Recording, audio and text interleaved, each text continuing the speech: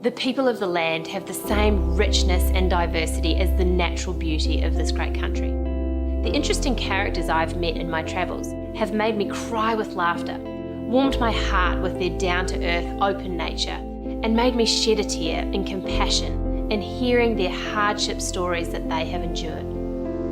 The land needs them to harness its bounty, and they need the land to be themselves.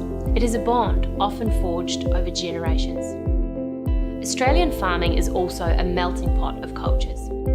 In my travels and capturing their stories, I've met every culture, from those whose ancestors came in with the convicts, to the more recent immigrants who sought a life of opportunity in Australia.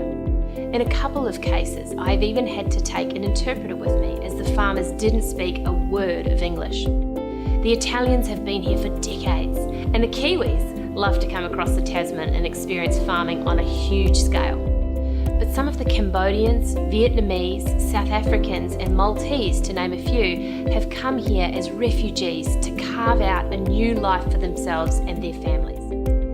Sunli Sao from Cambodia is following in the footsteps of his godfather, who taught him to grow tomatoes. 37 years later, he's still fine-tuning this process. He sells his tomatoes locally and promises his customers that he will replace all unsaleable tomatoes with fresh ones.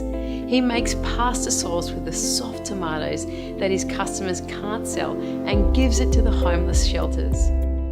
The Fijians, Tongans, Chinese, Vanuatuans and the likes come here as seasonal workers during the vital harvest months, working for 3 to 6 months, and they take their hard-earned money home to start small businesses of their own or build new houses for their families.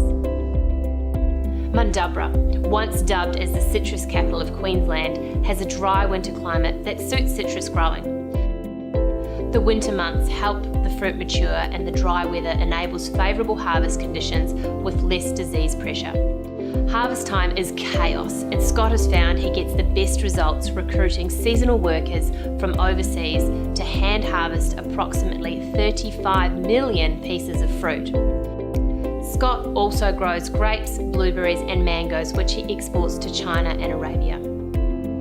Often, the shirt and jeans, hat and boots wearing farmers don't think of the seasonal workers as farmers.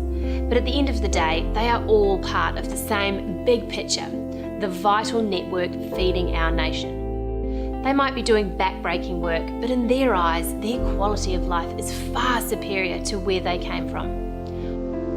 On many farms, you will find family roots that go deep, 3rd, 4th, 5th, and even 6th generation, with passion and drive that comes from thriving from being in nature and content to be working in harmony with the land.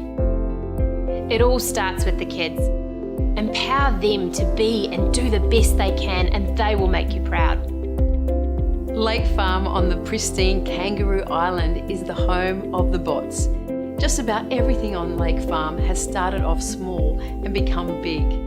In its infancy, the farm was 400 acres. Now it's 2,500 acres, and they are dabbling in all sorts of agriculture, running sheep, cattle and free-range pigs.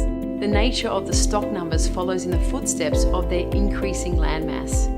The bots delight in producing tasty, succulent meat to sell into the commercial market, as well as their own farm brand, Lake Farm Fresh Meats Kangaroo Island.